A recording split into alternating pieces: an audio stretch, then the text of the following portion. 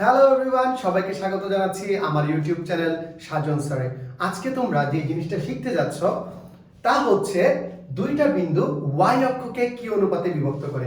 গত পর্বে আমরা শিখেছিলাম যে দুইটা বিন্দু দেওয়া ছিল, সেটা x অক্ষকে কি অনুপাতে বিভক্ত করে এবং সেটা কি অন্তর্বিভক্ত নাকি বহির্বিভক্ত, সেই কনসেপ্ট আমরা শিখে ফেলেছিলাম। তারই ধারাবাহিকতায় আজকে আমরা শিখব y অক্ষকে কি অনুপাতে বিভক্ত করে। এই টাইপের প্রশ্নগুলো এডমিশন টেস্টের জন্য অত্যন্ত গুরুত্বপূর্ণ। সো চলো শুরু করে দিই সেম গত দিনের মতোই।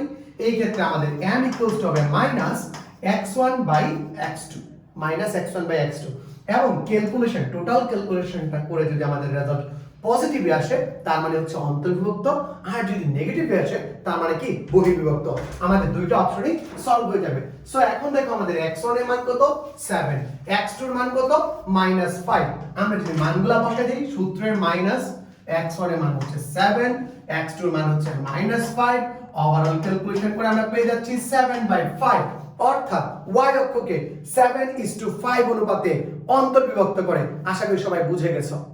এবার কি, এবার তোমাদের জন্য প্রশ্ন হচ্ছে এই দুইটা বিন্দু x অক্ষকে, আমরা বের করেছি y অক্ষকে, x অক্ষকে কি অনুপাতে বিভক্ত করে, সেটা কি অন্তর্বিভক্ত নাকি বহির্বিভক্ত?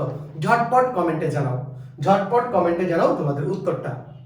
ঠিক আছে, দেখা হচ্ছে পরবর্তী পর্বে নতুন একটি ট্রিক্স নিয়ে। সেই পর্যন্ত টাটা।